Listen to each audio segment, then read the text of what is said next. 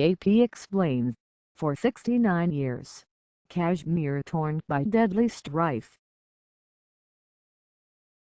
Srinagar, India, when news spread that Indian troops on July 8 had killed 22-year-old Burhan Wani, a charismatic commander of Indian-controlled Kashmir's biggest rebel group, the public response was spontaneous and massive. Tens of thousands of angry youths poured out of their homes in towns and villages across the Himalayan region, hurling rocks and bricks and clashing with Indian troops. The curfew and communications blackout has failed to stop the protests. The violence has left 48 civilians dead as government forces fired live ammunition and pellets to try to quell the unrest. About 2,000 civilians and 1,500 police and soldiers have been injured in the clashes. But Kashmir's fury at Indian rule is not new. The stunning mountain region has known little other than conflict since 1947, when British rule of the subcontinent ended with the creation of India and Pakistan. The history. The Himalayan kingdom of Jammu and Kashmir was asked to become part of one of the two newly independent nations. But Maharaja Hari Singh, the unpopular Hindu ruler of the Muslim-majority region, wanted to stay independent. A raid by tribesmen from northwestern Pakistan forced Singh to seek help from India, which offered military assistance on condition that the kingdom accede to India. The ruler accepted, but insisted that Kashmir remain a largely autonomous state within the Indian Union, with India managing its foreign affairs, defense and telecommunications. The Indian military entered the region soon after, and the tribal raid spiraled into the first of two wars between India and Pakistan over Kashmir. The war ended in 1948 with a UNPROKRED ceasefire. Nonetheless, Kashmir became divided between the two young nations by a heavily militarized line of control, with the promise of a UNSPONSORED referendum in the future. In Indian-controlled Kashmir, many saw the transition as the mere transfer of power from their Hindu king to Hindu-majority India. Kashmiri discontent against India started taking root as successive Indian governments breached the Pact of Kashmir's autonomy. Local governments were toppled one after another, and largely peaceful movements against Indian control were curbed harshly. Pakistan continued raising the Kashmir dispute in international forums, including in the UN. India began calling the region its integral part, saying that Kashmir's lawmakers had ratified the accession to New Delhi. As the deadlock persisted, India and Pakistan went to war again in 1965, with little changing on the ground. Several rounds of talks followed, but the impasse continued. In the mid-1980s, dissident political groups in Indian Kashmir united and contested elections for the state assembly. The Muslim United Front quickly emerged as a formidable force against Kashmir's pro-India political elite. However, the front lost the 1987 election, widely believed to have been heavily rigged. A strong public backlash followed. Some young MUF activists crossed over to Pakistan-controlled Kashmir, where the Pakistani military began arming and training Kashmiri nationalists. By 1989, Kashmir was in the throes of a full-blown rebellion. India poured more troops into the already heavily militarized region.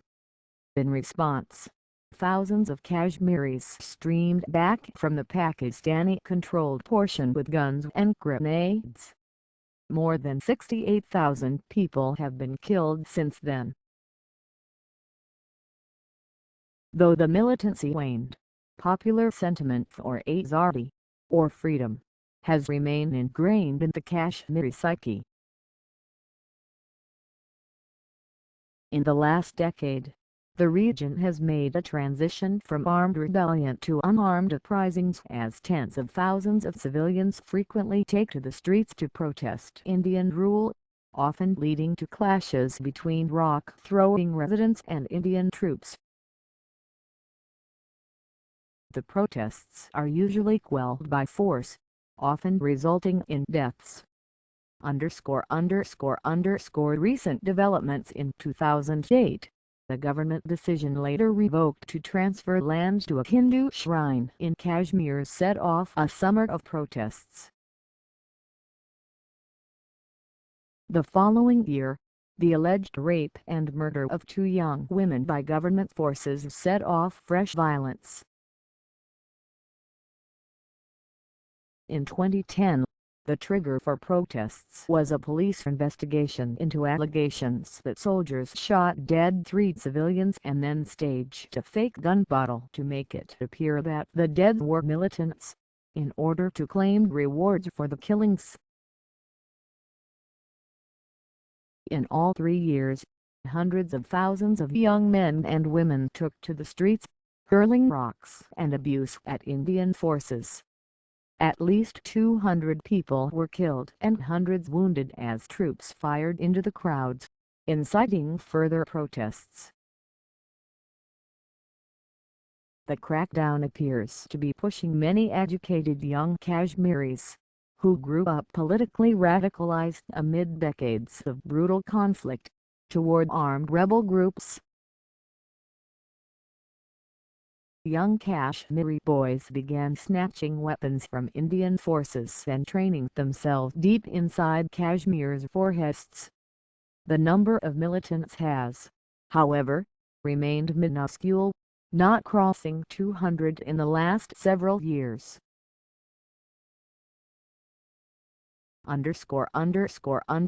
Anti-India groups. The All Parties Hurriya Conference is a conglomerate of social, religious and political groups formed in 1993. It advocates the UN's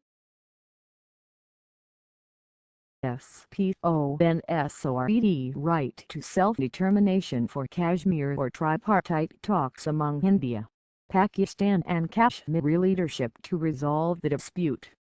The Jammu and Kashmir Liberation Front was one of the first armed rebel groups.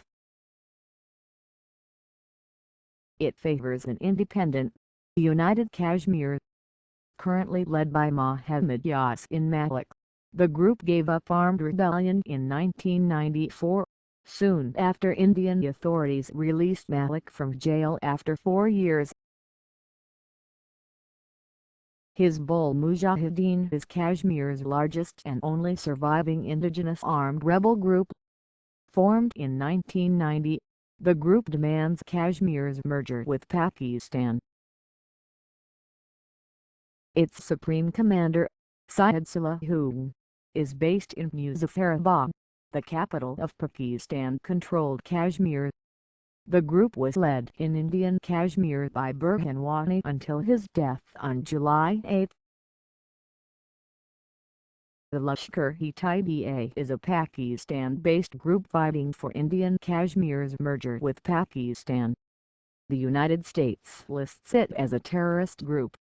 Its leader, Hafiz Saeed, is on the U.S. terrorist list, with a $10 million bounty on his head. He's also one of India's most wanted men. New Delhi blames the group for several deadly attacks in Kashmir and Indian cities, including the 2008 Mumbai attack that killed 166 people.